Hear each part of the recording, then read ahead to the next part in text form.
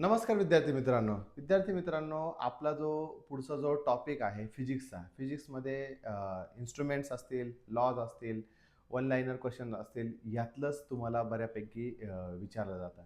समजा एखादा क्वेशन असेल, की स्पीड ऑफ विंड मेजर कशामुळे करतात? ते ॲनोमीटर त्याचा ॲन्सर आहे. ॲटमॉस्फिअर मधलं जे समजा ॲटमॉस्फेरिक प्रेशर कशामुळे असतो, तो ग्रॅव्हिटेशनल पुलमुळे त्या ठिकाणी प्रेशर त्या ठिकाणी आहे. Matter can neither be created nor be destroyed, हा कोणता लॉ आहे? तर तो आहे law of conservation of mass. त्या ठिकाणी आइन्स्टाईनची मास एनर्जी रिलेशन कोणत्या थिअरीवरती बेस असतं? तर ते special theory of relativity. Students म्हणजे फिजिक्सचा सेक्शन स्कोरिंग खूप आहे.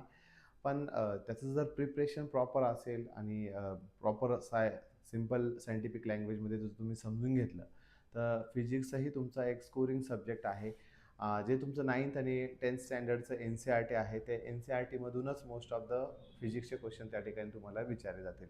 किंवा अँगल ऑफ बँकिंग काय असेल, किंवा एस्केप वेलॉसिटी काय असेल, किंवा रिलेटिव्हिटी, किंवा अशा इतर सगळे क्वेश्चन्स त्या ठिकाणी विचारण्याचे चान्सेस आहेत. पण मोस्ट ऑफ द क्वेश्चन हे रिपीट होतात. म्हणून रिपीट क्वेश्चन्स जर करायचे असेल, तर तुम्ही फक्त PYQs GSPIचे अवेलेबल नाही, परंतु 9th आणि 10th स्टँडर्डचं NCERT तुम्ही नक्कीच फॉलो करू शकता.